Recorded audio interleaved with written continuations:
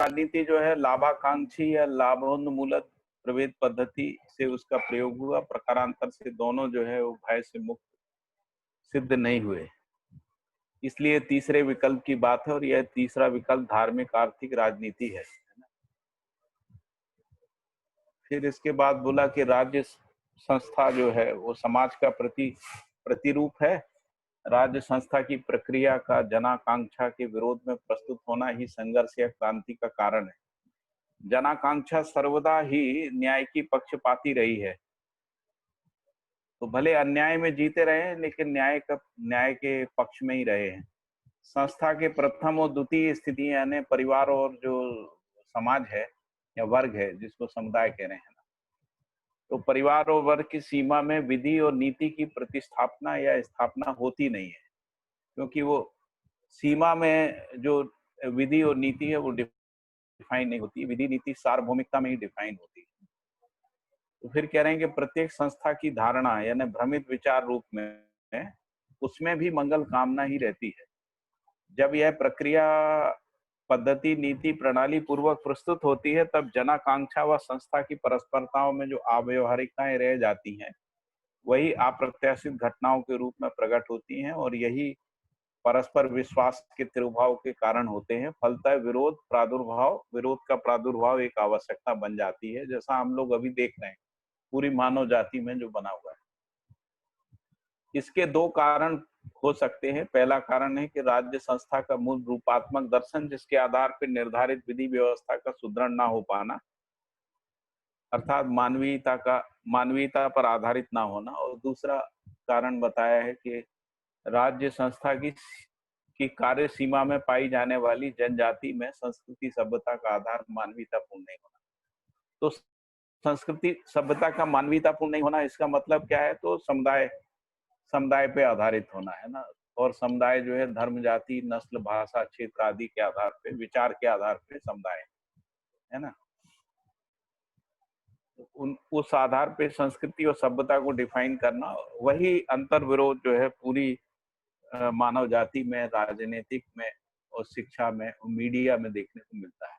तो अभी सारा जो अंतर विरोध है वो विचारधारा के आधार पे, क्योंकि हम एक दृष्टि से हमको कोई चीज सही लगती है, दूसरी दृष्टि से गलत लगती है और सार्वभौमिकता का पहचान रहता नहीं है। इसके कारण से विरोध होता है और विरोध ही जो है धीरे धीरे हिंसा में बदलता है। जैसे मान लीजिए अभी दिल्ली में दंगे हुए तो उसमें एक वर्ग अपने तरीके से देखता है कि मुसलमानों का ये हो रहा वो हो रहा और इसके कारण मुसलमानों को उत्पीड़न हो रहा है। हिंदू दूसरे तरीके से देखता है ना।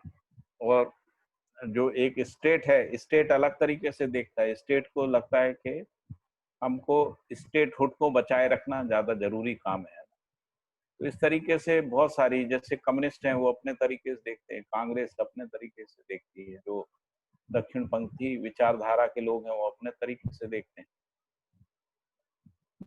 और सोशलिस्ट लोग हैं वो अपने तरीके से सोचते हैं।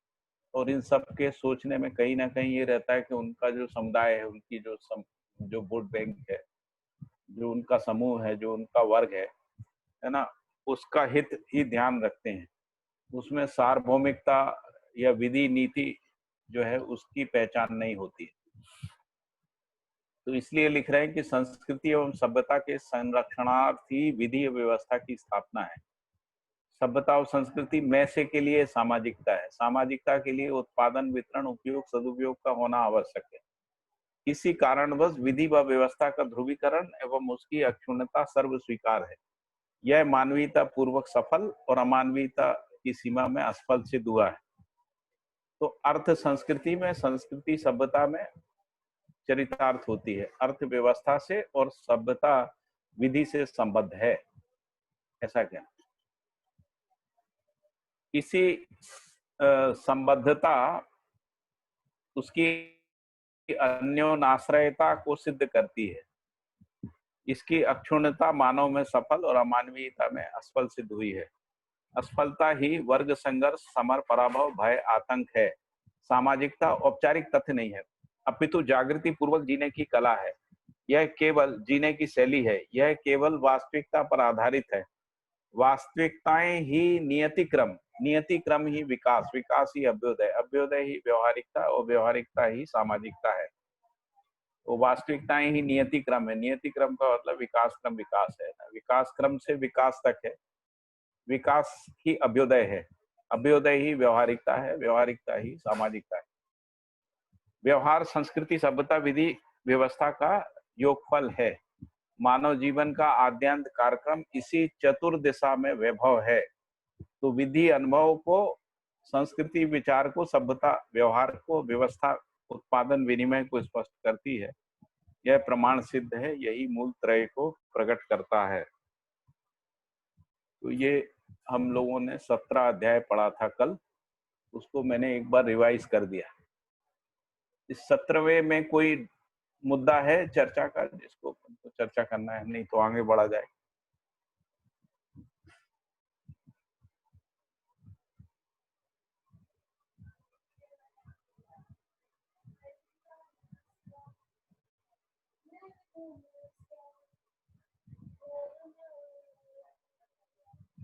कोई बताइए, संदीप भाई। संदीप भाई अभी आए हैं भैया। जी नमस्ते भैया, अभी मैं जस्ट ज्वाइन किया हूँ भैया। अच्छा कोई बात नहीं, मैंने वो पिछला अध्याय जो है वो किया है। जी जी भैया।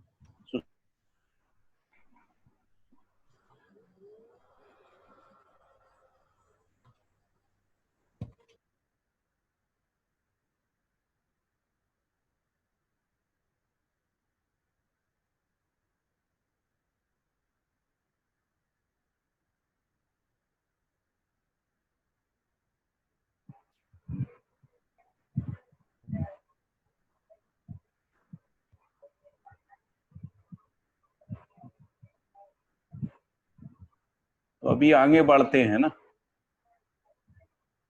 संदीप भाई, फिर आगे बढ़ जाते हैं। जी भैया ठीक है, कोई दिक्कत नहीं है, फिर बाद में मैं रिकॉर्डिंग सुन लूंगा आज अभी जो जितना। हाँ फाल्गुनी बहन, कुछ मुद्दा तो नहीं है? नहीं भैया, ठीक है सब। ठीक है, तो 18वें अध्याय में आ जाते हैं ना। तो इसमें लिखा है प्रत्येक मानव इकाई भय मुक्ति के लिए प्रयासरत है।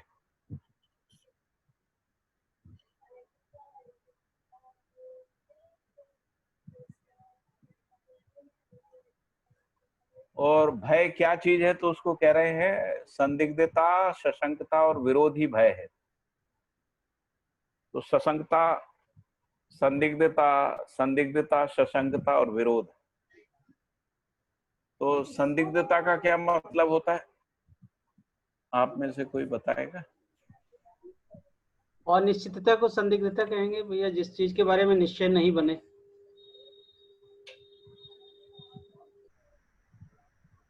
हाँ जी भैया, शंका की दृष्टि से देखना। वो सशंकता हो गई, सशंकता। अविश्वास कहते हैं भैया, अविश्वास। अविश्वास कहते हैं क्या? अविश्वास, हाँ अविश्वास।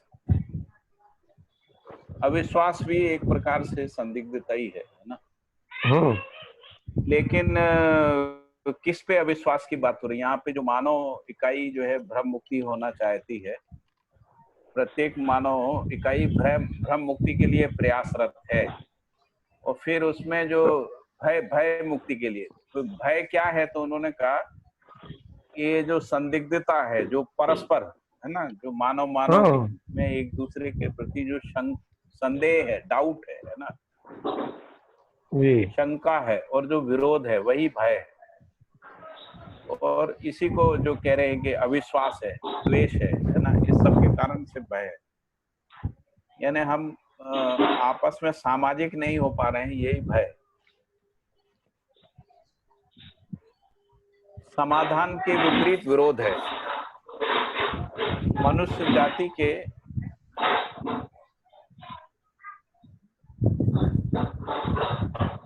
भास्कर भाई, क्या आपके उससे आवाज आ रही क्या? नहीं भाई, मैं आपके से नहीं आ रही? अच्छा, फिर किसी और से। मैं तो भैया अकेला ही बैठा हूँ।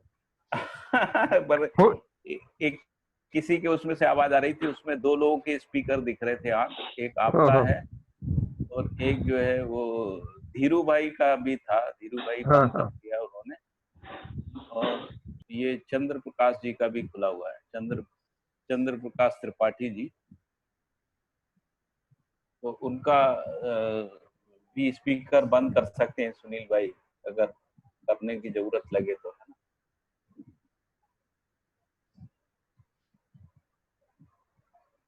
तो इसमें यह है, संदिग्धता, सशंकता एवं विरोध ही भय है, समाधान के विपरीत में विरोध है।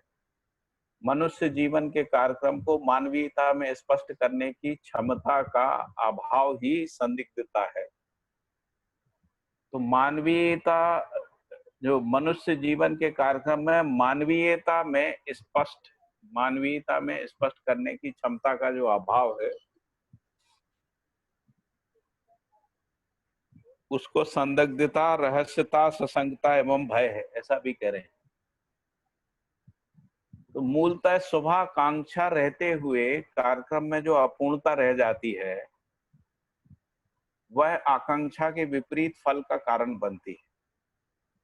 यही अविश्वास स्थली है, अविश्वास पूर्वक सामाजिकता का निर्वाह नहीं है। तो इसलिए ये सबको मिला के भी अपन ये कह सकते हैं कि भय का मूल कारण अविश्वास है ना।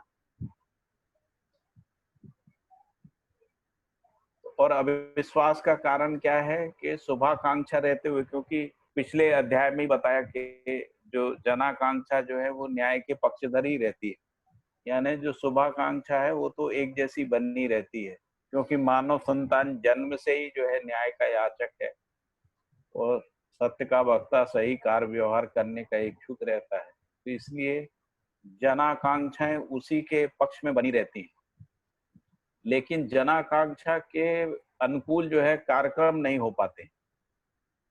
जो उत्पादन कार्य है या जो न्याय सुरक्षा है, शिक्षा संस्कार है, यह विनिमय का कार्यक्रम है, उत्पादन विनिमय आदि जो कार्यक्रम है, स्वास्थ्य संयम है, तो रहते हुए कार्यक्रम में जो अपूर्णता रह जाती है, तो उसके कारण से जो शुभाकांक्षा है उसके विपरीत फल आते हैं, है ना। और यही अविश्वास को पैदा करता है। यही अविश्वास जो है व्यक्ति, परिवार, समाज, राष्ट्र, अंतरराष्ट्र और यहाँ तक प्रकृति के प्रति भी अविश्वास हो जाता है, क्योंकि प्रकृति के जो नियम है उनका ज्ञान नहीं रहता है, तो हमको प्रकृति के क्रियाकलाप पे भी आशंकाएं हो जाती। फिर ये कह रहे हैं कि जो अविश्वास पूर्वक सामाजिकता का निर्वाह नहीं हो सकता, इसलिए विश्वास होना जरूरी है। फिर अगले पैरा में ये कहा गया कि भ्रमित विधि से संस्था की प्रथम और द्वितीय यानी परिवार और वर्ग अवस्था में भय से मुक्ति पाना संभव नहीं है। इसी सत्यतावश परिवार एवं वर्ग सीमांतवर्ती व्यवस्था संदिग्धता से मुक्त नहीं है। क्या कारण होगा, क्यों ऐसा लिखा, आप में से कोई बताएगा?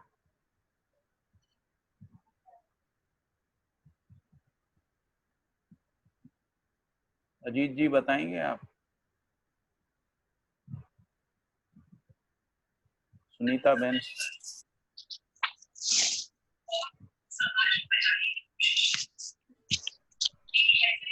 जी भैया, कोई और बताना चाह रहा है? नहीं जी जी बोलिए। जी, तो देखिए भ्रमित विधि से तो इतना ही हुआ कि यदि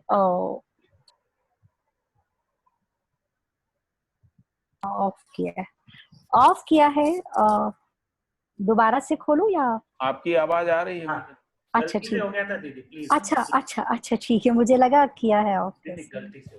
जी। तो संस्था की प्रथम अवस्था तो परिवार है, द्वितीय अवस्था समाज की बात कर रहे हैं ना। तो यदि समुदाय, हाँ समाज तो क्या, हाँ समुदाय कहेंगे, समाज तो कहेंगे ही नहीं। तो भ्रमित विधि से अर्थ हो गया कि जीव चेतना में जी रहे हैं और या प्रीहित लाभ या 5 संवेदनाओं में जो भी कुछ हमारे कार्यक्रम हैं, उनमें मानव के प्रति विश्वास तो रहता नहीं है। तो वर्ग सीमा में ही जो भी अपना सुरक्षा का कार्यक्रम बनता है या तो परिवार या वर्ग में, तो उसमें भी फिर एक दूसरे के प्रति अविश्वास बना ही रहता है। तो जब तक मानव मानव संबंध में जो नियम है उसको नहीं समझ पाएंगे तो संदिग्धता या सशंका रहती है। और यदि संदिग्धता है, अपना सुरक्षा हर मानव चाहता ही है या मानव समुदाय चाहता ही रहा है, तो जो दूसरे से जो सुरक्षा के अर्थ में ही समर शक्ति का विस्तार हुआ है कि हम अपने परिवार को बचाए रखें या अपने समुदाय को बचाए रखें।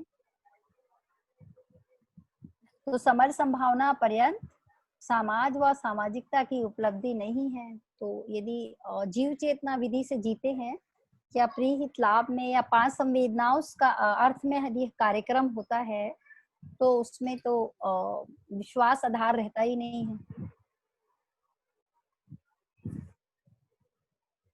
मूल्यों की सीमा में ही समाज और सामाजिकता में व्यक्ति व्यक्ति से जुड़ पाता है और संदिग्धता से मुक्त हो पाता है।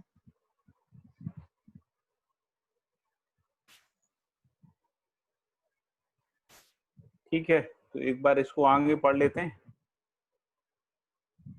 तो भ्रमित विधि से संस्था की प्रथम और द्वितीय यानी परिवार और जो वर्ग या समुदाय है, उस अवस्था में भय से मुक्ति पाना संभव नहीं है। इसी सत्यतावश परिवार एवं वर्ग सीमांतवर्ती व्यवस्था संदिग्धता से मुक्त नहीं है। इसी संदिग्धतावश ही समर शक्ति का विकास हुआ। जब ये संदिग्धता परस्परता में या वर्गों की परस्परता में बढ़ जाती है, समुदायों की परस्परता में बढ़ जाती है, तो वो अपनी सुरक्षा बस जो है समर शक्ति का विस्तार करते हैं, है ना। हथियारों को इकट्ठा करते हैं, हथियार बनाते हैं, हथियार चलाने वालों को तैयार करते हैं, आदि आदि। तो समर संभावना पर्यंत यदि समर की युद्ध की संभावना बनी हुई है, उस स्थिति में समाज और सामाजिकता की उपलब्धि नहीं है। यानी जब तक युद्ध की संभावना का पूरी तरह से समापन नहीं होता है, तब तक संदिग्धता बनी रहेगी।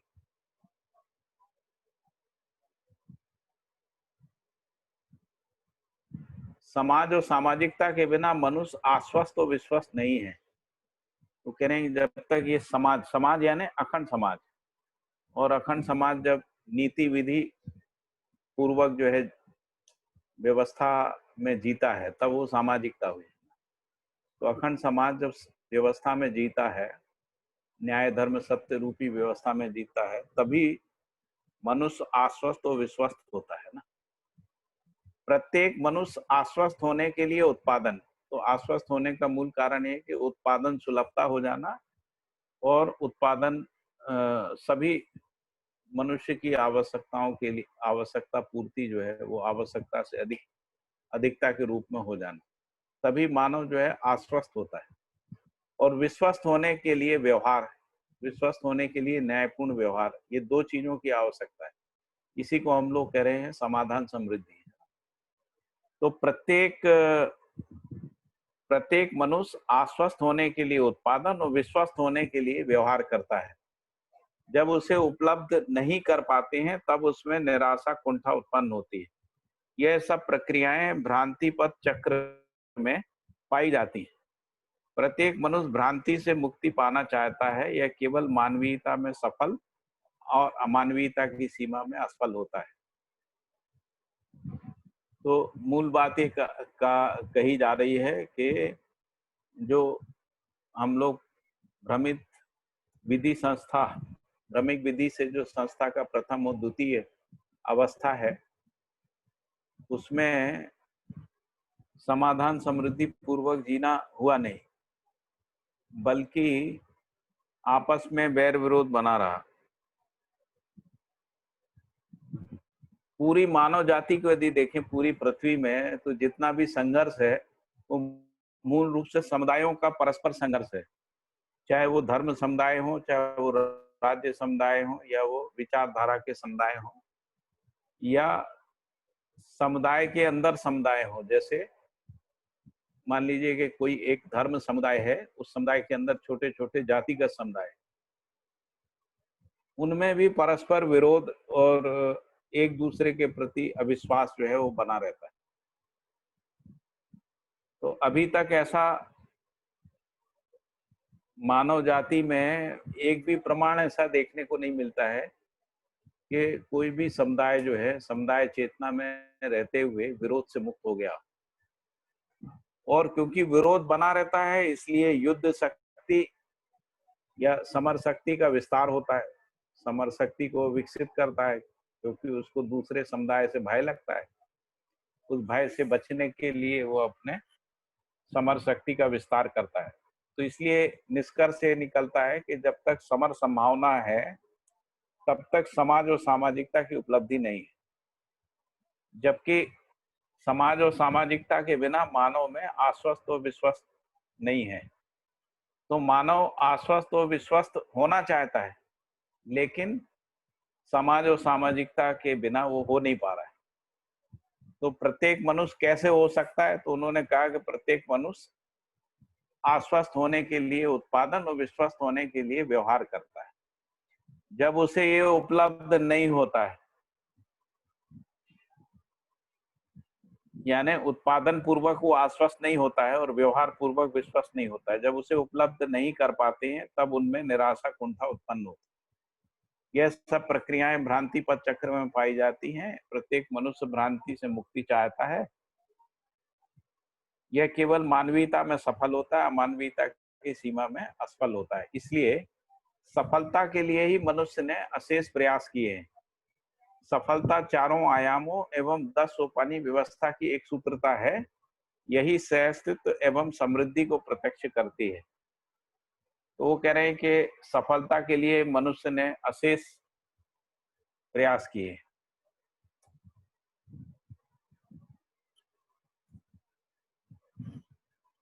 और सफलता क्या चीज है? तो उसको कह रहे हैं कि ये जो 4 आयाम है, विचार, व्यवहार, व्यवसाय और अनुभव, इन आयामों का 10 सोपानी व्यवस्था के साथ एक सूत्रता स्थापित हो जाना। इन आयामों की परस्पर एक सूत्रता और 10 सोपानी व्यवस्था में परिवार से विश्व परिवार तक के बीच में एक सूत्रता का स्थापित हो जाने से ही समाज बनेगा। समाज और सामाजिकता की स्थापना तभी संभव है। इसलिए लक्ष्य बहुत बड़ा है। और वो कह रहे हैं कि ये होने से ही समृद्धि, सहअस्तित्व एवं समृद्धि को प्रत्यक्ष करती है। यानी यदि ये एक सूत्रता बनती है तभी सहअस्तित्व और समृद्धि प्रत्यक्ष होती है। और यही सर्वमंगल जीवन है जिसके लिए मानव में चिर प्रतीक्षा है। यह मानव चिर प्रतीक्षा रत है और जिसकी संभावना भी सर्वकाल में है। वो कह रहे हैं कि इसकी संभावना है और वो सर्वकाल में थी, पहले से ही संभावना है। ऐसा नहीं है कि संभावना विहीन था, क्योंकि यदि संभावना ही नहीं होती तो जनाकांक्षा नहीं रहती। तो जनाकांक्षा अभी भी इस अर्थ में बनी हुई है। अमानवीय जीवन में अपराध की संभावनाएं चारों अवस्थाओं, पांचों स्थितियों में है। चारों अवस्थाएं यानी परिवार, समाज, राष्ट्र, अंतरराष्ट्र, है ना। और चारों अवस्थाएं या चारों आयाम और पांचों स्थिति होना चाहिए।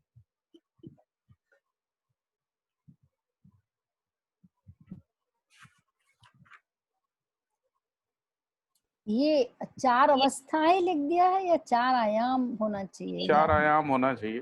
गलत लिख गया है लगता है। नहीं, वो ऐसा है, सॉरी, 4 अवस्थाएं ठीक लिखा है। हाँ, उन्होंने नीचे 4 अवस्थाएं बताई हैं। अच्छा बाल्य कौमार अवस्था, कौमारी युवा अवस्था, युवा प्रौढ़ावस्था और अच्छा प्रौढ़ा अच्छा, ठीक वृद्धावस्था। है, इस ठीक। रूप में द्रष्टव्य है। हम्म, तो ये जो चारों अवस्थाएं है ना, और पांचों स्थिति, पांचों स्थिति का मतलब तो पहले से ही स्पष्ट है ना। तो 1, 2, 3, 4 ये द्रष्टव्य हैं। इन्हीं अवस्थाओं में विभिन्न कारणवश अपराध प्रवृत्ति की क्रियाशीलता पाई जाती है। बाल कौमार्य, कौमार्य युवा, युवा प्रौढ़, प्रौढ़ और वृद्धावस्था। तो उसमें कह रहे हैं कि जो बाल कौमार्य अवस्था में जो अपराध होता है वो माता पिता के संरक्षण के बिना संभव नहीं, क्योंकि बच्चे में जो नैसर्गिक रूप से जो प्रवृत्ति है वो न्याय का याचक है, सही सत्य का वक्ता है और सही करने की प्रवृत्ति है। इसीलिए वो अपने माता पिता को सही मान के ही करता है। तो जो माता पिता उसको शिक्षा देते हैं उसको सही मान लेता है और धीरे धीरे माता पिता ही उसमें समुदाय चेतना को, समुदाय विधि को, समुदाय आचरण को, समुदाय मान्यताओं को स्थापित करता है ना। इसीलिए लिखा है कि बाल कौमार्य अवस्था में अपराध की संभावना माता पिता के संरक्षण के बिना नहीं। झूठ बोलने की प्रवृत्ति भी माता पिता के उसके कारण से ही आती है। इसके बाद लिखा है कौमार्य और युवावस्था में अज्ञानवश, कौतूहलवश, माता पिता और साथियों के प्रोत्साहनवश अपराध किए जाते हैं। ऐसा है, ऐसे ही दिखता है हमको परिवारों में।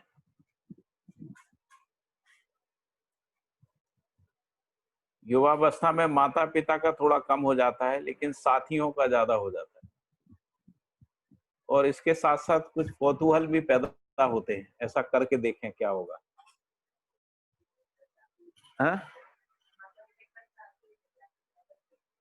हाँ, डबल हो जाता। सुनीता बोल रही है माता पिता के साथ उसको मित्र भी मिल जाते हैं स्कूल कॉलेज में, आस पड़ोस में, है ना। उनके प्रोत्साहन बस भी अपराध होता है। कई बार कौतूहल भी बस होता है ना। दारू पी के देखते हैं, सिगरेट पी के देखते हैं, ये सब करके कोई ना कोई गलत काम करके देखते हैं। ऐसा कौतूहल बस, माता पिता और साथियों के प्रोत्साहन बस। तो 4 कारण हो गए: अज्ञान, कौतूहल बस, माता पिता और साथियों के प्रोत्साहन बस अपराध के। फिर युवा और प्रौढ़ावस्था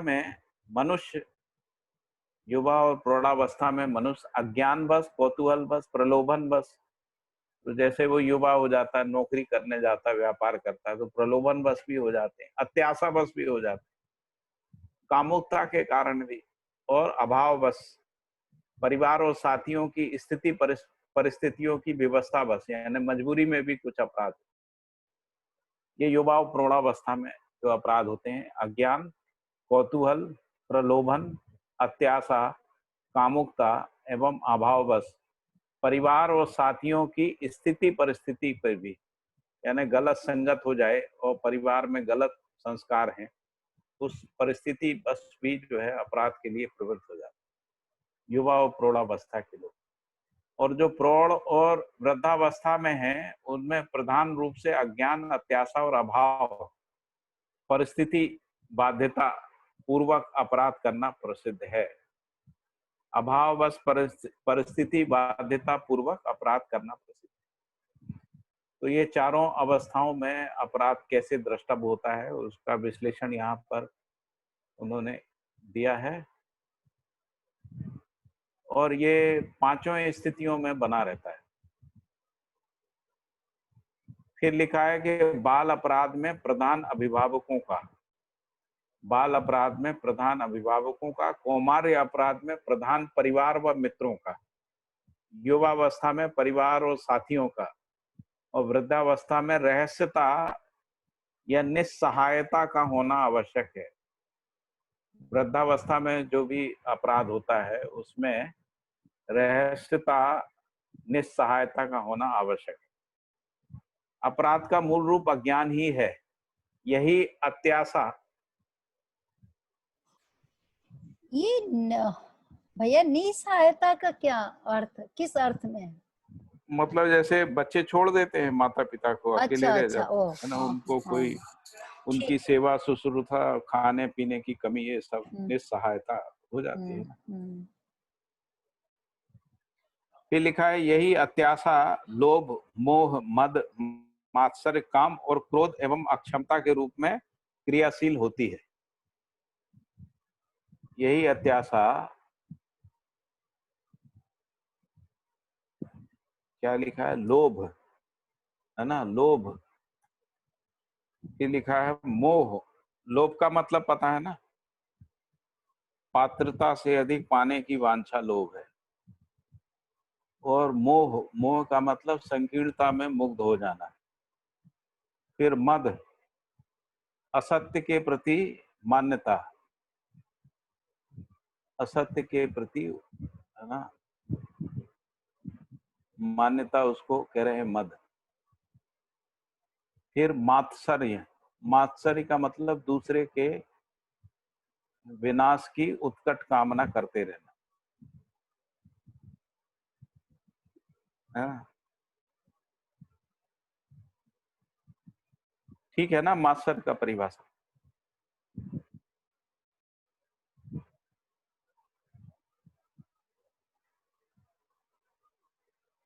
मात्सर की है दूसरे के नाश की उत्कट कामना करना। फिर काम, यौन क्रिया में सुख की कामना करना। क्रोध, अक्षमता का प्रदर्शन। क्रोध जो है अक्षमता के रूप में, और अक्षमता भी है। अक्षमता यानी सत्य, ये जिसको अपन कह रहे हैं कि वास्तविकताओं को ना समझ पाना, जिसको अज्ञान भी कह रहे हैं ना। अक्षमता अज्ञान बस, अक्षमता बस अज्ञान है, अज्ञान बस अक्षमता है। तो इस तरीके से अत्याशा, लोभ, मोह, मद, मात्सर्य, काम, क्रोध एवं अक्षमता के रूप में क्रियाशील होता है। ठीक है, जो स्पष्ट है। फिर लिखा है कि उपरोक्त वर्णन भ्रमित मानव परंपरा में स्पष्ट है।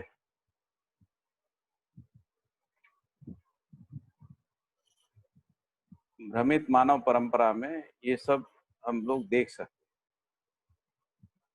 अपने चारों ओर ऐसे ही दिखते हैं सभी लोग।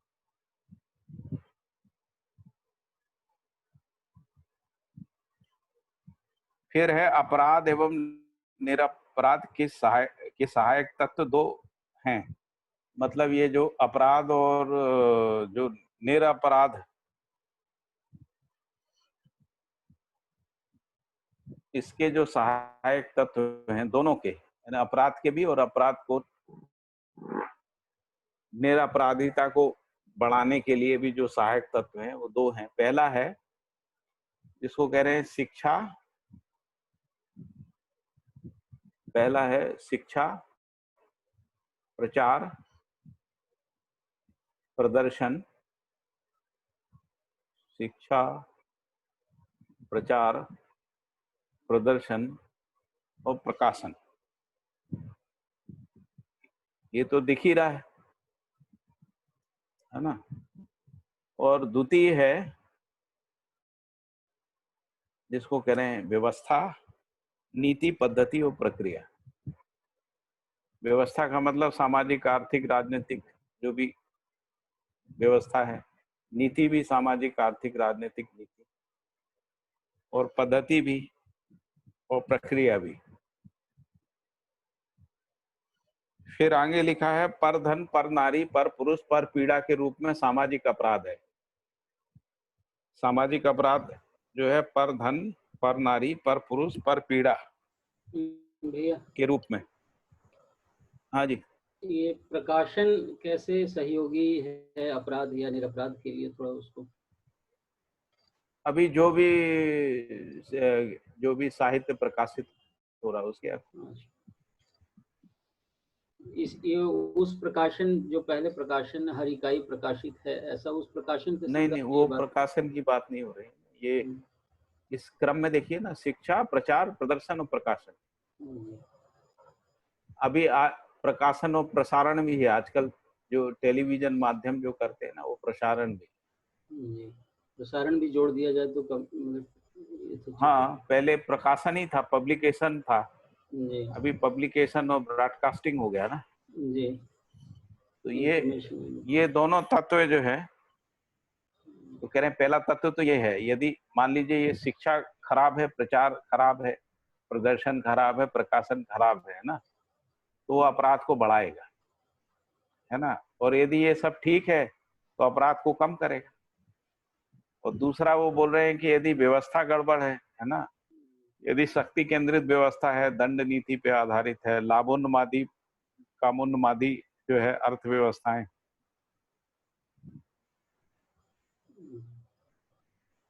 भोगोन्मादी जो है नीतियां हैं। अभी जो पॉलिसी है वो सब सुविधा संग्रह वाली पॉलिसी है, और पद्धति भी वैसी है, तो ये अपराध को बढ़ाएगा।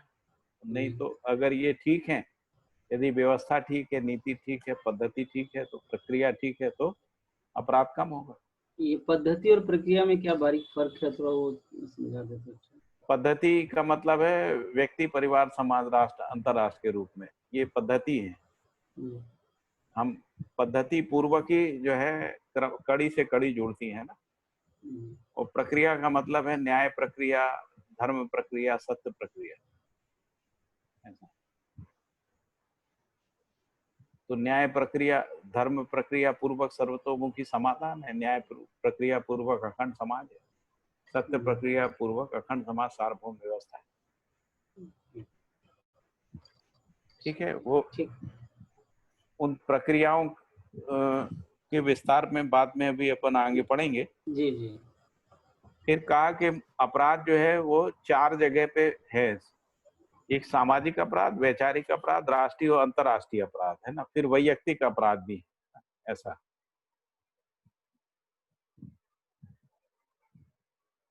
फिर इसमें लिखा है कि जो सामाजिक अपराध हैं वो पर धन, पर नारी, पर पुरुष, पर पीड़ात्मक रूप में है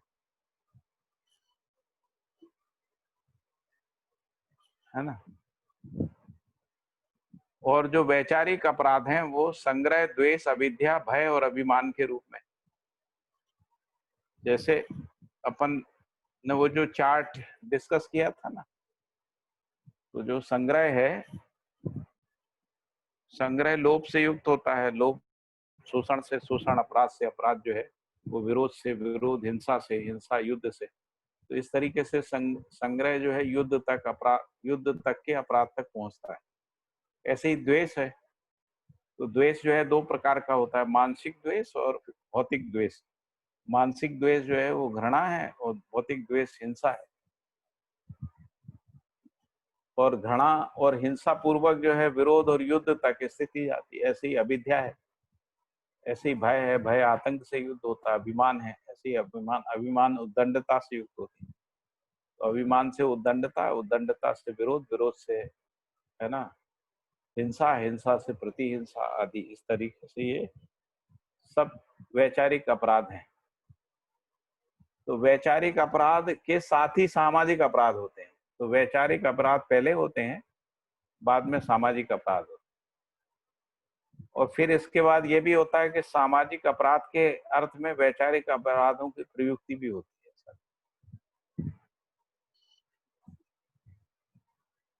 फिर इसके बाद लिखा है कि राष्ट्रीय अपराध क्या है, तो युद्ध है और वध है, विध्वंस के रूप में राष्ट्रीय अपराध है। ठीक है। फिर अंतर्राष्ट्रीय अपराध क्या है, तो प्राकृतिक ऐश्वर्य का दुरुपयोग, प्राकृतिक ऐश्वर्य का दुरुपयोग और उसके संवर्धन में विघ्न के रूप में। यदि कोई उसका संवर्धन कर रहा है तो उसमें विघ्न पैदा करना, ये सब अंतर्राष्ट्रीय अपराध। प्राकृतिक ऐश्वर्य का मतलब है जो भी हम खनिज, वन आदि का जो दुरुपयोग कर रहे हैं।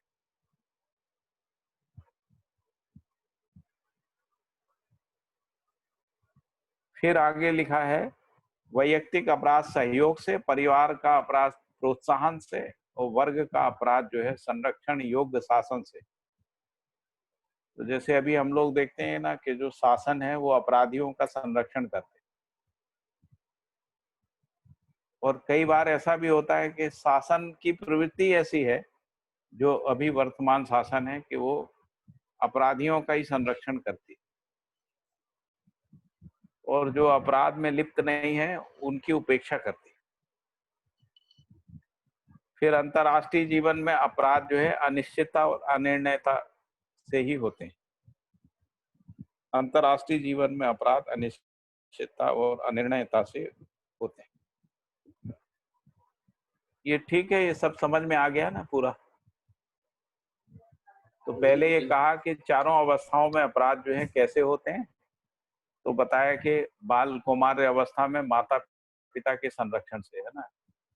कुमार और युवावस्था में अज्ञान कौतूहल वश माता पिता और साथियों के प्रोत्साहन से।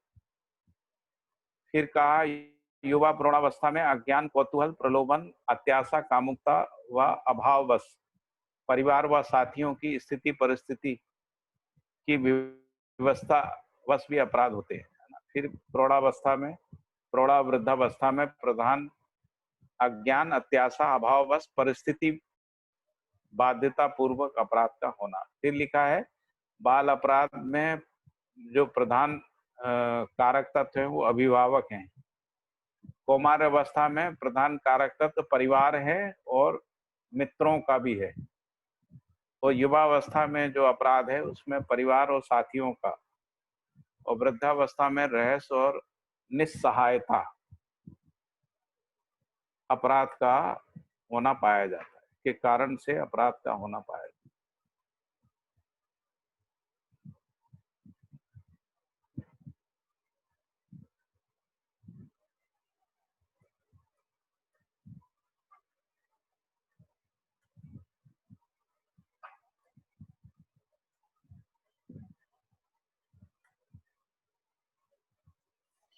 फिर लिखा है कि अपराध का जो मूल है वो अज्ञान है और यही जो है अत्याशा, लोभ, मोह, मद, मात्सर्य, क्रोध, अक्षमता के रूप में क्रियाशील होता है, जो स्पष्ट है। उपरोक्त वर्णन भ्रमित मानव परंपरा में स्पष्ट है। अपराध निरपराध में सहायक जो है वो दो तत्व है। पहला है शिक्षा, प्रचार, प्रदर्शन, प्रकाशन, और द्वितीय है व्यवस्था, नीति, प्रक्रिया, पद्धति और प्रक्रिया। फिर इसके बाद लिखा है कि सामाजिक अपराध क्या है, तो परधन, परनारी, परपुरुष, परपीड़ा के रूप में सामाजिक अपराध है। संग्रह, द्वेष, अविद्या, भय और अभिमान के रूप में वैचारिक अपराध है। और वैचारिक अनियंत्रण भी है, वैचारिक असंतुलन भी है ना, और वैचारिक पीड़ा भी है। ये जो जिसको अपन, यदि हमारा विचार संग्रह, द्वेष, अविद्या और भय से प्रभावित है, उस स्थिति में वैचारिक अपराध भी है, वैचारिक अनियंत्रण भी है, असंतुलन भी है, अस्थिरता भी है। इस सबको ही कहते हैं। और जो जो मूल प्रवृत्तियां हैं उनकी अपव्ययता भी है ना, जिसको आशा, विचार, इच्छा की अपव्ययता भी कह रहे हैं। ये सब संग्रह, द्वेष, अविद्या, भय और अभिमान में जो वैचारिक शक्ति है उसकी अपव्ययता भी है। जैसे यदि किसी व्यक्ति में अभिमान आ जाता है तो उस स्थिति में उसकी विचार शक्ति जो है वो अभिमान के अर्थ में चलती है, दूसरे को नीचा दिखाने के अर्थ में। तो वो एक प्रकार से जो आशा, विचार रूपी जो शक्ति है उसका अपव्यय है। इसी तरीके से भय है, विद्या है, द्वेष है। द्वेष में हम दूसरे के नाश में अपने सुख की कल्पना करते रहते हैं।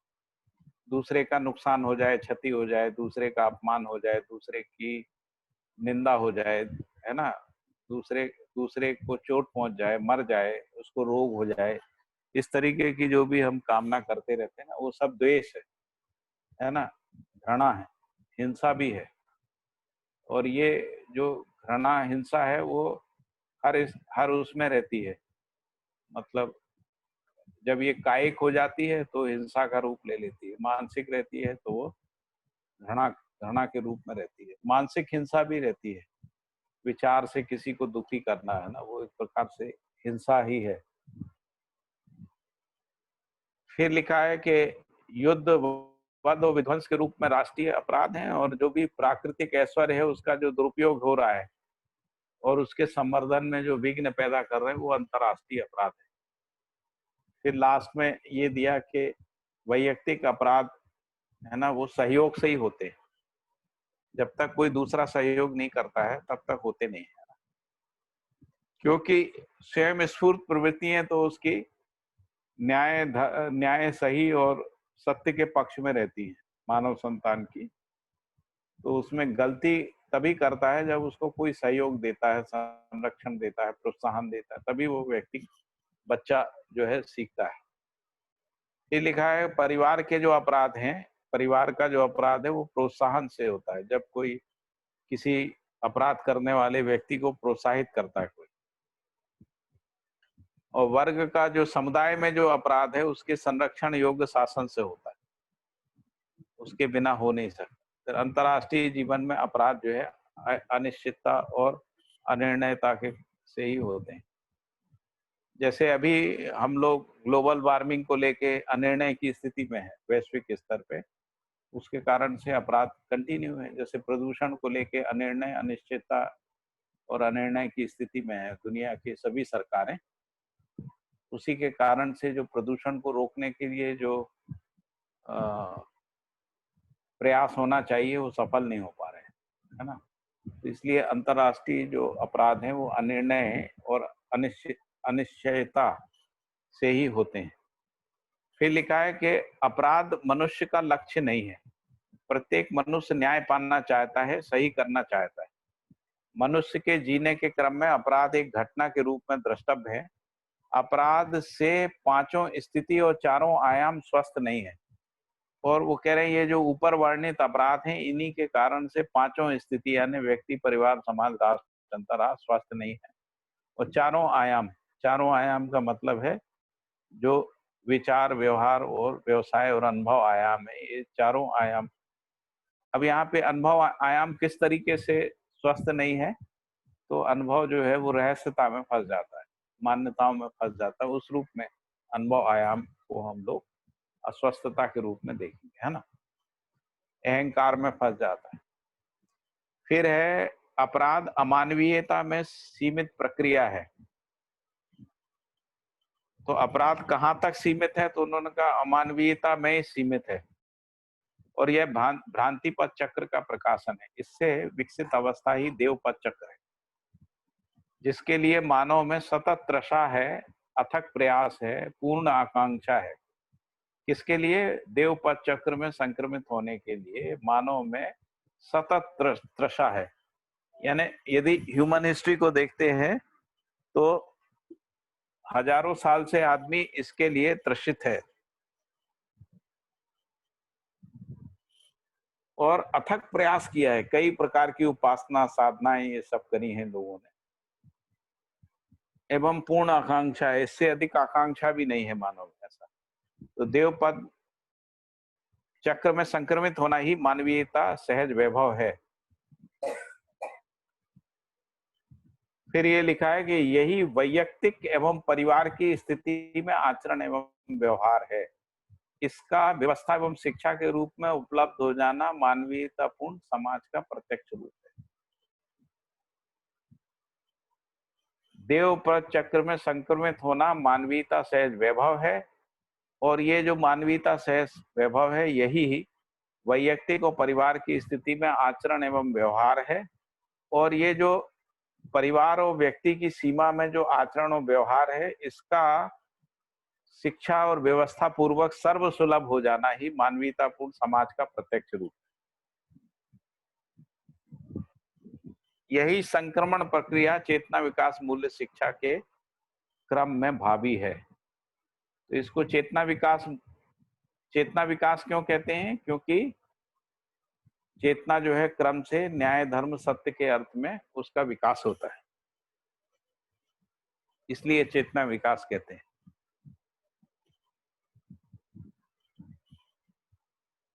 तो यही संक्रमण प्रक्रिया जो है चेतना विकास, जिसको अपन मानव, देव मानव, दिव्य मानव कह रहे हैं, इस रूप में चेतना विकास है।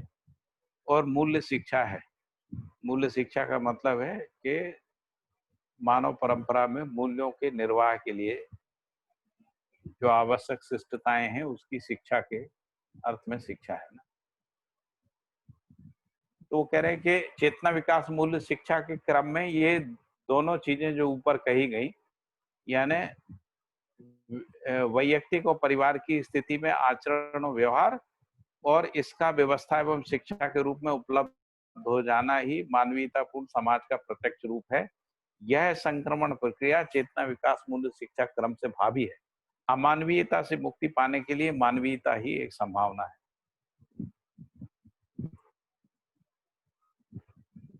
फिर है मानवीयता से परिपूर्ण होने के अनंतर यह मानव का अधिकार और स्वत्व है।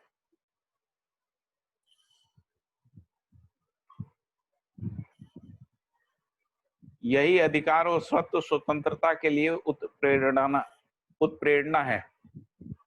पूर्ण स्वतंत्रता दिव्य मानवीयता में ही होती है। देवपथ चक्र में संक्रमित समाज ही जागृति से समाज है। तो ये कहा गया कि ये जो संक्रमण प्रक्रिया जो है चेतना विकास मूल्य शिक्षा क्रम से भावी है। मानवीयता से मुक्ति पाने के लिए मानव में एक संभावना है। फिर कहा मानवीयता से परिपूर्ण होने के अनंतर, जब तक हम मानवीयता से परिपूर्ण नहीं हो जाते हैं, यह मानव का अधिकार और स्वत्व है।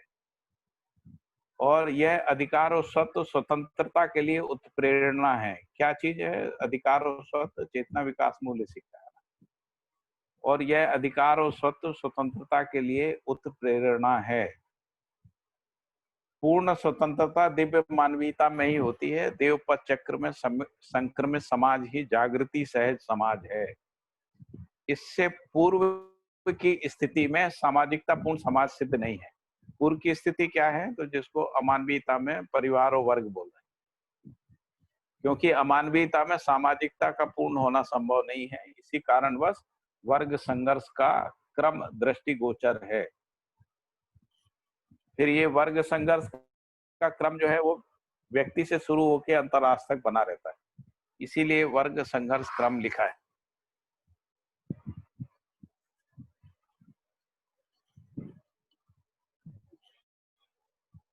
फिर लिखा है मानवीयता पूर्ण शिक्षा व्यवस्था की प्रस्थापना आप्त कामना सहित प्रमाण पूर्वक विश्लेषण पूर्वक प्रक्रियाबद्ध सिद्धांतों का उद्घाटन है।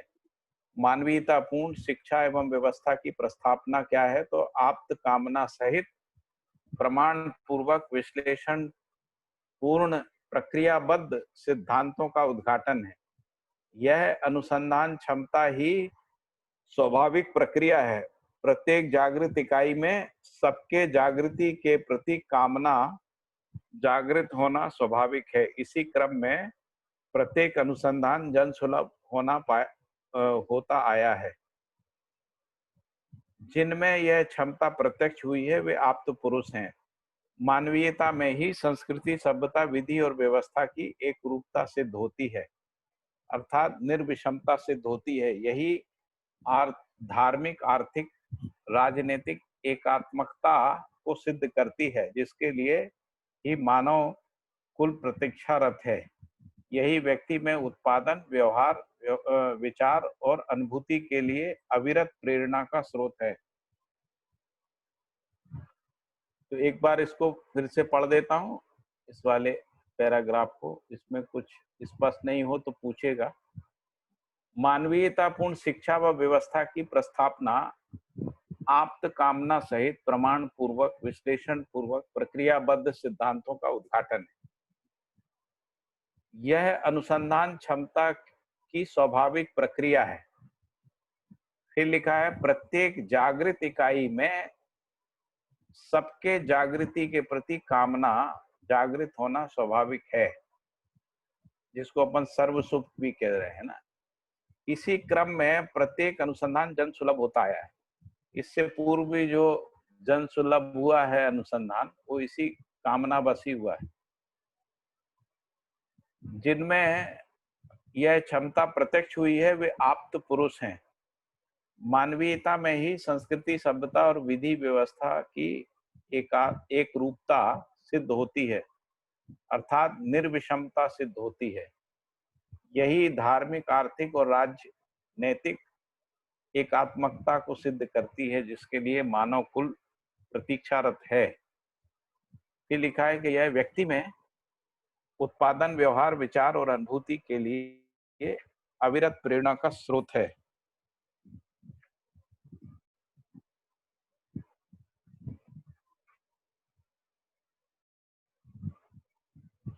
ठीक है। उत्पादन व्यवहार विचार और अनुभूति, ये जो चार आयाम है,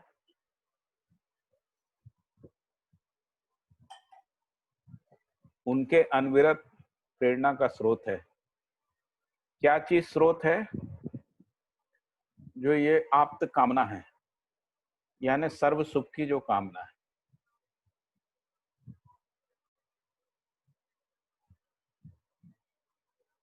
फिर लास्ट पैराग्राफ है इस अध्याय का। शिक्षा ही मानव जीवन एवं जीवन के कार्यक्रम को विश्लेषण व्याख्या पूर्वक बोधगम्य कराने के लिए एकमात्र सूत्र है। शिक्षा ही मानव जीवन एवं जीवन के कार्यक्रम को विश्लेषण और व्याख्या पूर्वक बोधगम्य कराने के लिए एकमात्र सूत्र है। प्रधानता है मानव को शिष्ट और विशिष्टता से पूर्णतः शिष्टता विशिष्टता से पूर्णतः प्रबोधन करा देना ही शिक्षा है।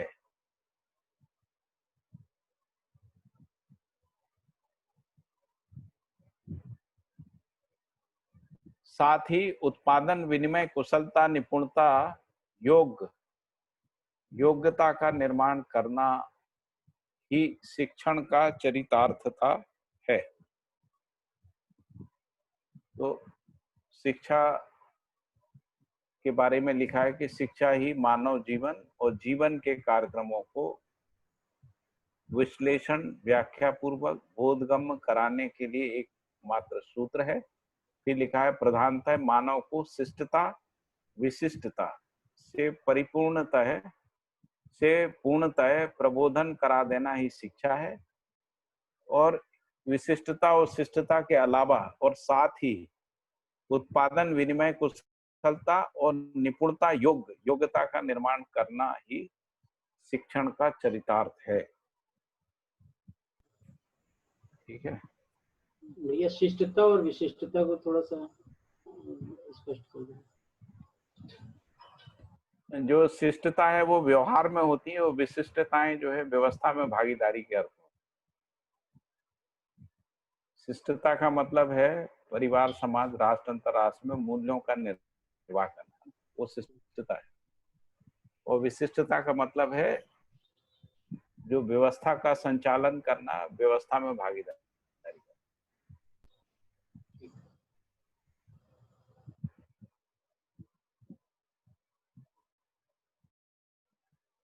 इसको अपन ऐसा मान सकते हैं कि शिष्टता विवेक है और विशिष्टता विज्ञान है,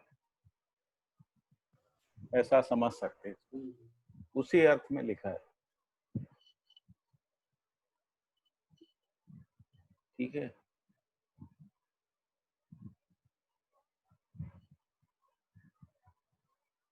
सारी शिक्षा जो है वो विवेक और विज्ञान के लिए।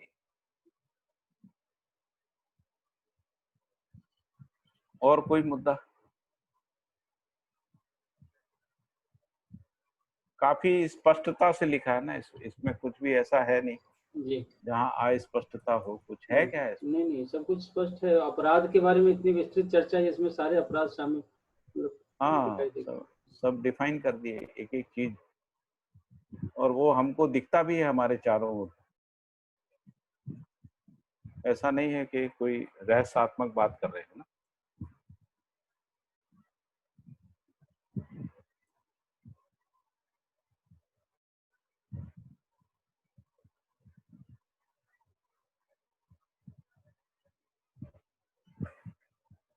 फिर क्या आगे बढ़ा जाए?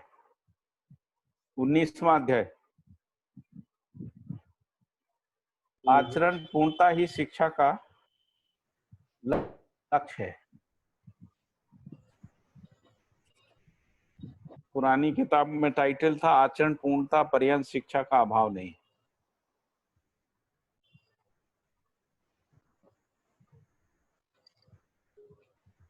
इसके पहले पैराग्राफ में है, इसमें टाइटल थोड़ा सा अलग है भैया। है इसमें जो नई किताब है उसमें थोड़ा सा और बीच में गुणात्मक परिवर्तन का अभाव नहीं है, ऐसा लिखा है। आचरण पूर्णता पर्यंत शिक्षा में गुणात्मक परिवर्तन का अभाव नहीं है। हाँ, तो शिक्षा का अभाव नहीं है, उसकी जगह उन्होंने कर दिया है शिक्षा में गुणात्मक परिवर्तन का अभाव। ठीक है, दोनों बातें ठीक हैं अपनी अपनी जगह। आचरण पूर्णता पर्यंत शिक्षा में गुणात्मक परिवर्तन का अभाव नहीं। पहले जो शीर्षक था वो आचरण पूर्णता पर्यंत शिक्षा का अभाव नहीं।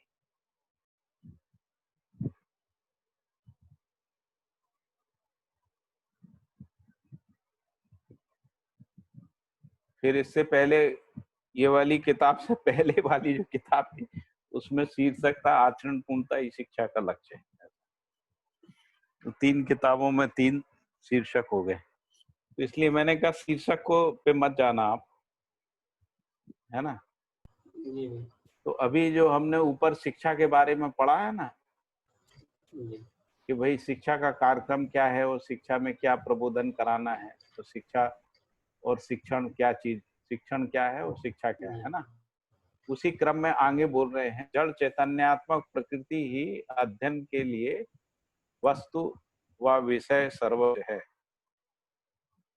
वस्तु और विषय में अंतर स्पष्ट है।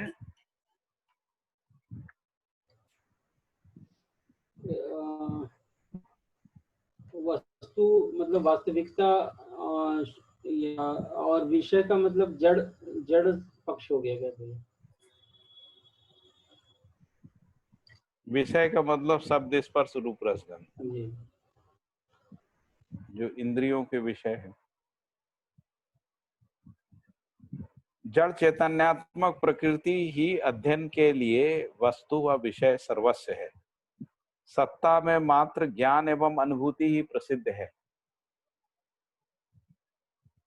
सत्ता में संप्रक्त प्रकृति सहज ज्ञान एवं अनुभूति ही प्रसिद्ध है।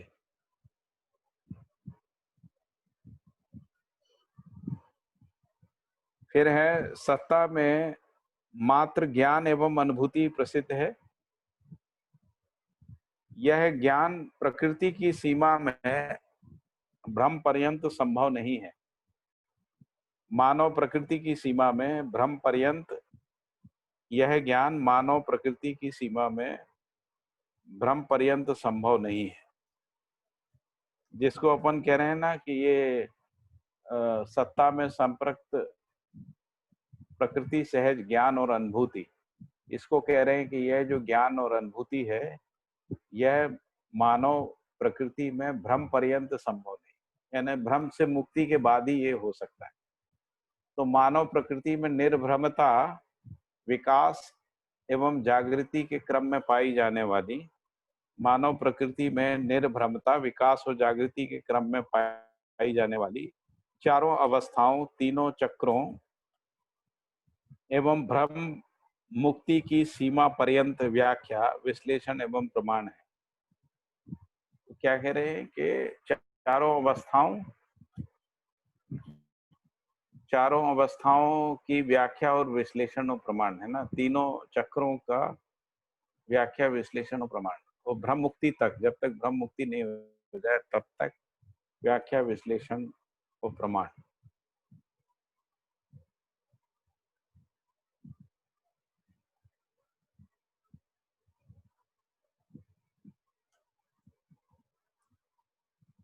यही दर्शन सर्वस्व है, जिसको अपन पूर्ण दर्शन कह रहे हैं। उसका भी अर्थ यही है कि चारों अवस्थाएं, वो तीनों चक्र, भ्रांतपथ है ना, और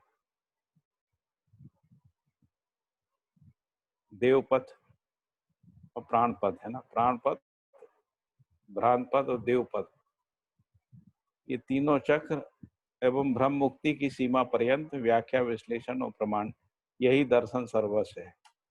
दर्शन विहीन जीवन में गुणात्मक परिवर्तन संभव नहीं है।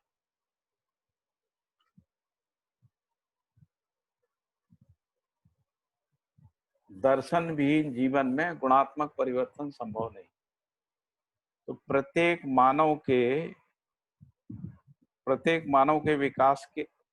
मानव विकास के लिए या जागृति के लिए प्रत्याशु है या इच्छुक है। प्रत्येक मनुष्य विकास या जागृति के लिए प्रत्याशु है, क्योंकि वो जन्म से ही सत्य का वक्ता, न्याय पाने का इच्छुक और सही कार्य व्यवहार करने का इच्छुक है। क्यों है? तो उसका मूल कारण बताया कि मानव जन्म से ही न्याय का,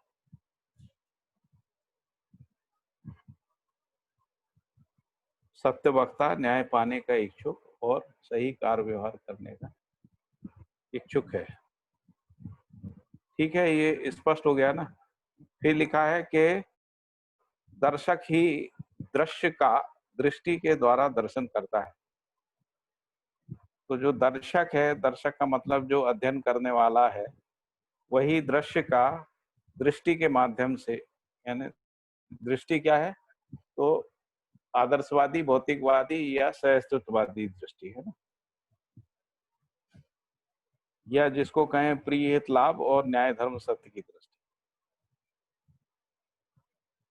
और दृश्य क्या है, तो जो भी मानवीय और प्रकृति का जो संपूर्ण क्रियाकलाप है वो ही दृश्य है। और ये दृश्य कहाँ पर है, तो उन्होंने कहा 4 अवस्था और 3 चक्र में है ना। 3 चक्रों का जो संपूर्ण क्रियाकलाप है, और चारों अवस्थाओं का जो संपूर्ण क्रियाकलाप वही। तो दर्शक ही दृश्य का दृष्टि के द्वारा दर्शन करता है। दर्शक दृश्य और दृष्टि, दर्शक दृश्य और दृष्टि क्रिया ही है। प्रत्येक क्रिया संवेदना एवं गति का संयुक्त रूप है, जो कंपनात्मक एवं वर्तुलात्मक गति के रूप में द्रष्टव्य है। कंपनात्मक गति ही संवेदनशीलता है, यही स्पंदनशीलता भी है। संवेदन विहीन चैतन्य क्रिया नहीं है। संवेदनशीलता की अभिव्यक्ति चैतन्य क्रिया, चैतन्य प्रकृति में ही प्रारंभ होती है और दिव्य मानव परंपरा में ही संज्ञानशीलता सफल होता है।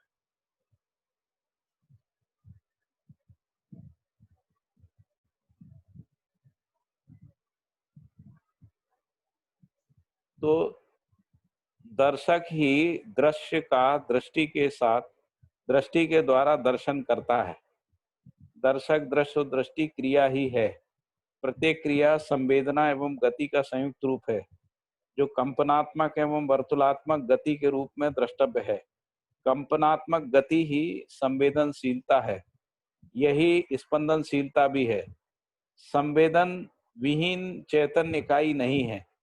संवेदनशीलता की अभिव्यक्ति चैतन्य प्रकृति में ही आरंभ होती है और जागृत मानव परंपरा में ही संज्ञानशीलता सफल होता है, जबकि कंपनात्मक गति जड़ प्रकृति में आंशिक रूप में पाई जाती है। जड़ प्रकृति में जो कंपनात्मक गति है वह उसकी वर्तुलात्मक गति की अपेक्षा ऋणस्थ है। ऋणस्थ है यानी कम है। इसी कारणवश जड़ प्रकृति में वर्तुलात्मक गति प्रधानतः गणनीय है और कंपनात्मक गति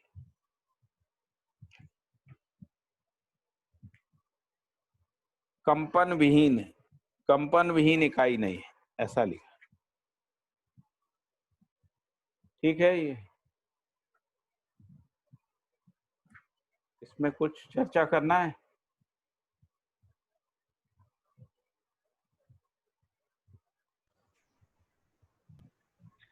भैया ये जरा पैराग्राफ और दर्शक दृश्य वाला दोबारा पढ़ के फिर से विश्लेषित किया जाए तो अच्छा रहेगा। जो हाँ, तो पहली हाँ। बात है दर्शक जो है, दर्शक हाँ कौन जी। है? हाँ, दर्शक वही है जो जो जो अध्येता है, जो जीवन देखने वाला है, समझने वाला जी। है ना। हाँ जो भी है, मानव है, जीवन है, विचार क्रिया है। अभी जब तक हमको जीवन स्पष्ट नहीं है हाँ तो हाँ दर्शक के रूप में विचार क्रिया है ना। विचार ही जी। तो देख रहा है ना दृश्य को, जी जी। है ना। हाँ और अपन जीवन में देखेंगे तो दर्शक कौन है, तो चित्त ही है। और आगे जाएंगे तो अहंकार है ना। हाँ इस रूप में होगा, है ना। जी।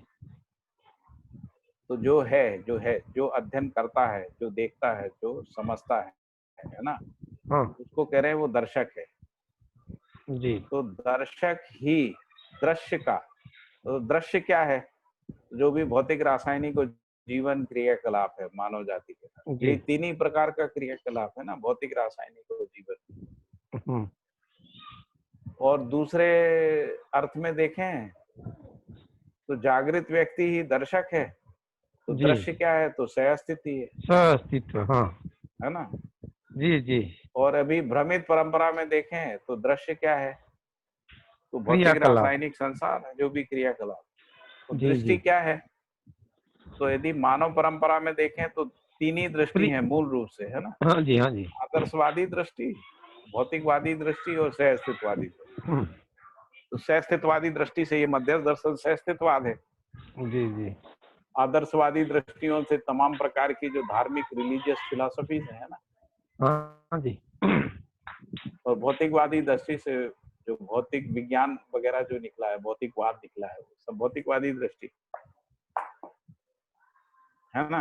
हाँ जी। और यदि जीवन में देखें तो जीवन में दो ही दृष्टि रहती है, या तो प्रिय लाभ की दृष्टि रहती है या न्याय धर्म सत्य की रहती सत्य की, जी जी। है ना। तो हम प्रिय लाभ की दृष्टि से देखते हैं या फिर न्याय धर्म सत्य की दृष्टि से देखते हैं, ऐसा। तो इसीलिए दर्शक, दृश्य एवं दृष्टि ये तीनों क्रियाएं हैं ना। दर्शक भी क्रिया है, दृश्य भी क्रिया है और दृष्टि भी क्रिया है ना। जी जी जी। देखने की क्रिया दृष्टि। फिर लिखा है प्रत्येक क्रिया संवेदना एवं गति का संयुक्त रूप है ना। प्रत्येक क्रिया में संवेदना भी है और गति भी है। जब अपन इसमें बात कर रहे हैं दर्शक, दृश्य और दृष्टि में, है ना, जी भैया। हाँ। इन तीनों क्रियाओं में संवेदना व गति का संयुक्त रूप है, जो कंपनात्मक वर्तुलात्मक गति के रूप में द्रष्टव्य है। कंपनात्मक गति ही संवेदनशीलता है, यही जी। स्पंदनशीलता भी है ना। जी। संवेदन विहीन, संवेदना से विहीन चैतन्य इकाई नहीं है, चैतन्य क्रिया नहीं है ना। ये लिखा है संवेदनशीलता ही, संवेदनशीलता की अभिव्यक्ति चैतन्य प्रकृति में ही प्रारंभ होती है, उससे पहले नहीं है, जड़ में नहीं है ना। ये लिखा है कि दिव्य मानव परंपरा में संज्ञानशीलता सफल होता है। संज्ञानशीलता का मतलब है ज्ञान विवेक विज्ञान संपन्न हो जाना, उसको संज्ञानशील। जबकि कंपनात्मक गति जड़ प्रकृति में आंशिक रूप में रहती है, आंशिक रूप में रहती है। लिखा है कि जो जड़ प्रकृति में जो कंपनात्मक गति है वो वर्तुलात्मक गति की अपेक्षा में ऋणस्थ है। ऋणस्थ यानी कम है, बहुत कम है, उसके बराबर नहीं है, उससे ज्यादा नहीं है। ज्यादा होती तो धनस्थ बोलते हैं ना, तो इसलिए ऋणस्थ बोला जी। तो ऊपर भी लिखा ही है कि आंशिक रूप में रहती है ना। तो इसी कारणवश जड़ प्रकृति में वर्तुलात्मक गति जो है वो प्रधान गणनीय है। इसलिए जो जड़ प्रकृति है उसमें मूल रूप से जो गति है वो वर्तुलात्मक है। फिर लिखा है, इसका मतलब ये नहीं है कि कंपन विहीन कोई इकाई नहीं है। तो कह रहे कंपन विहीन इकाई नहीं है, हर इकाई में कंपन तो है ही। कंपन का मतलब संवेदना। हाँ, और जब उसमें क्या नाम से संवेदना नहीं है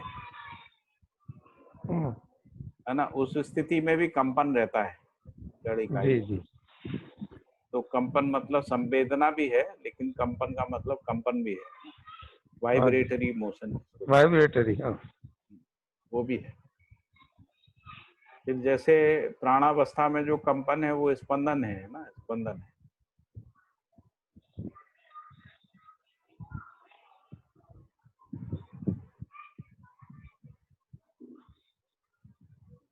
ठीक है। हाँ ठीक है भैया।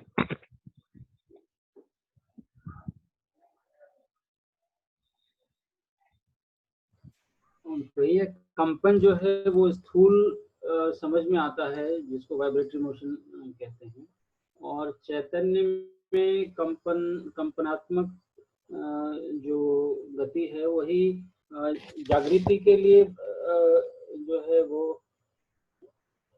सहयोगी है, या मतलब जैसे जैसे जागृति के क्रम में आगे बढ़ते हैं तो कंपनात्मक गतियां बढ़ती हैं, ऐसा है? जैसे जैसे मतलब जागृति में बढ़ती जाती है, गति बढ़ती जाती है।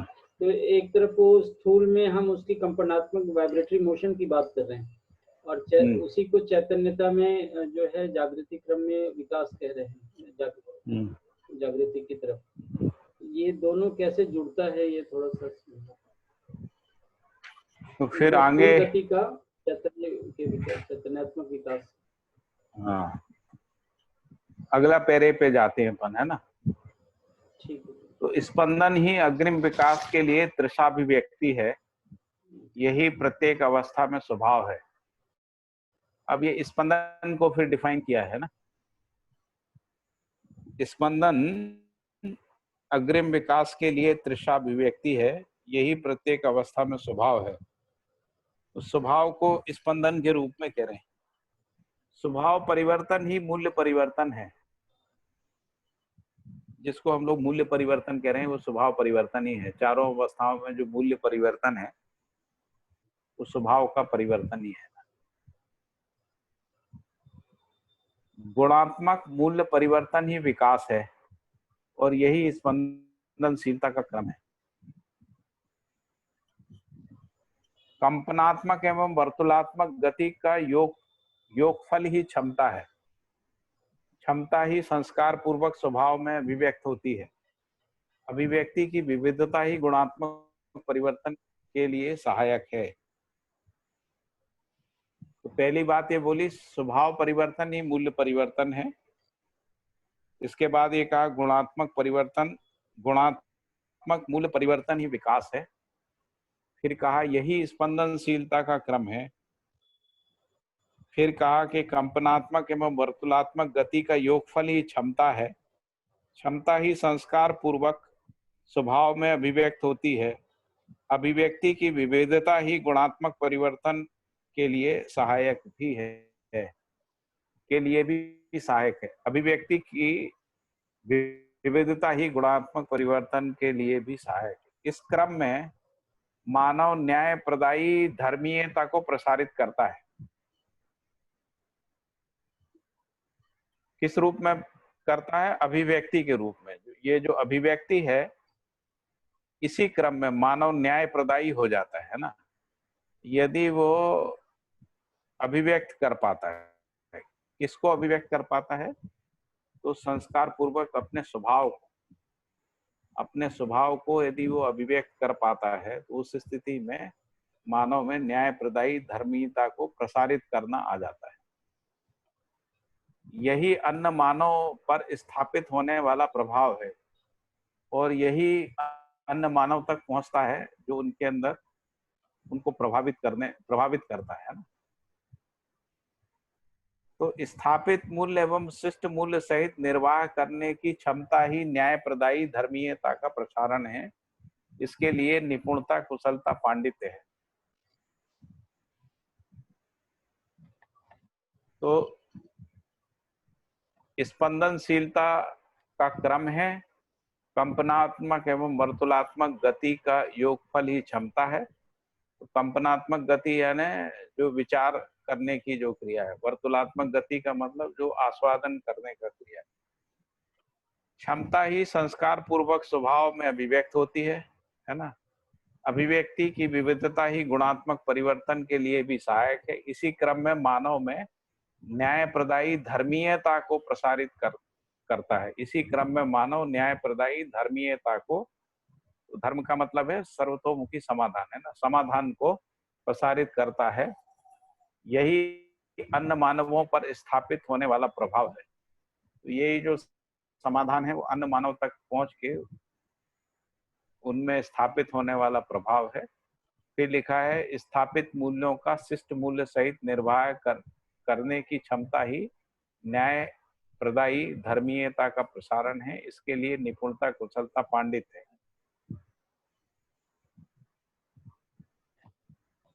फिर अगले पैरे में लिखा है अध्ययन की चरितार्थता आचरण में है और आचरण 10 सोपानी व्यवस्था में पाई जाने वाली अनिवार्य क्रिया है।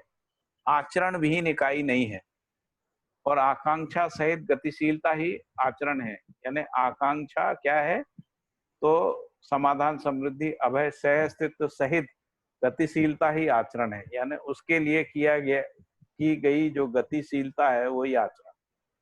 आचरण ही विकास व ह्रास का प्रत्यक्ष बिंदु है।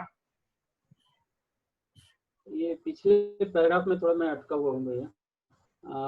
यहाँ पे स्थूल गतियां, मतलब स्थूलता में गतियां हैं परमाणु में। परमाणु विकास के क्रम में स्पंदनात्मक, वर्तुलात्मक, घूर्णन गतियां हैं और उन गतियों को फिर से क्षमता के रूप में देखा जा रहा है, जो कि सूक्ष्म बात है, जो भारहीन बात है या चैतन्यात्मक बात।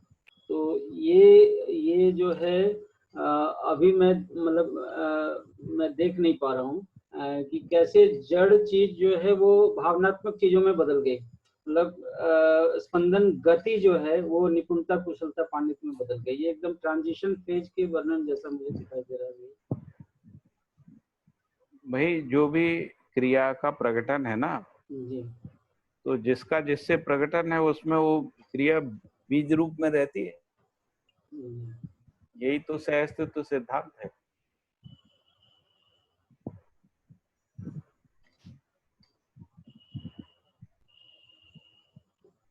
तो गतियां स्थूलता में होती है और उसका आचरण जो है या जो क्षमता के रूप में पात्रता के रूप में या वो जो गतियां हैं वो जीवन में संवेदनशीलता और स्पंदनशीलता के रूप में, उसमें जो संवेदनशीलता है उसमें आवर्तनशीलता है। यदि आस्वादनों के प्रति जो संवेदनशीलता वो वर्तुलात्मक गति है,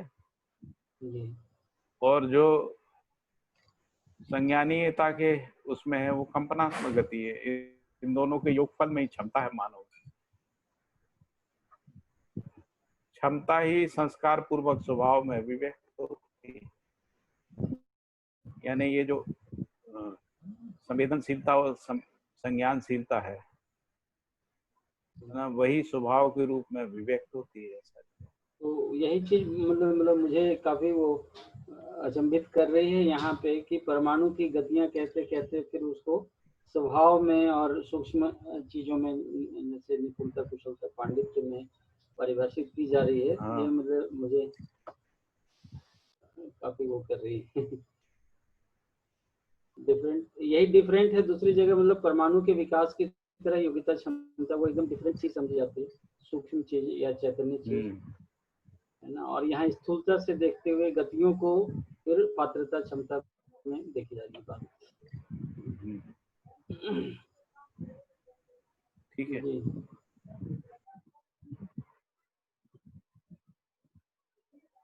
तो फिर यहीं रुका जाए फिर।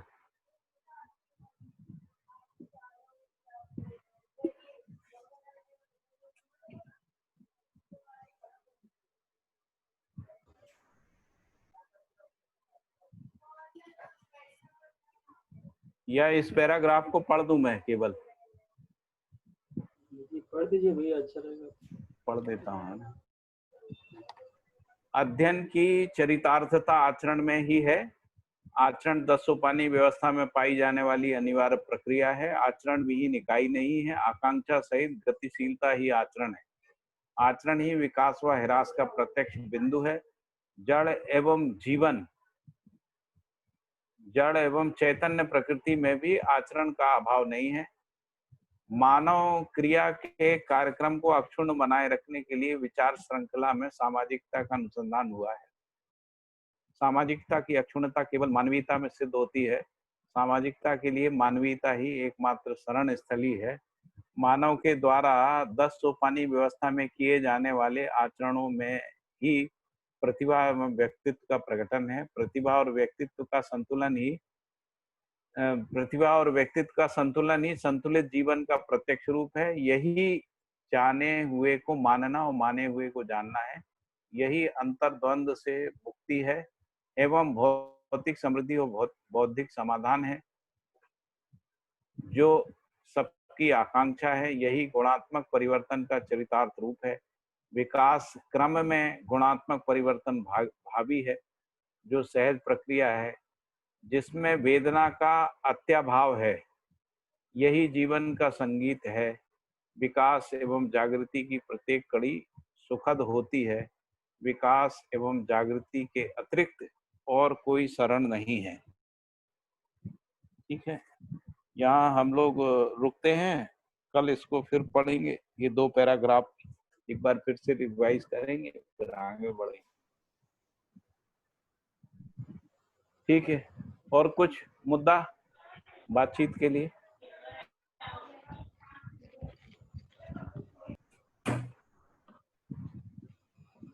सुनीता बहन ठीक है ना?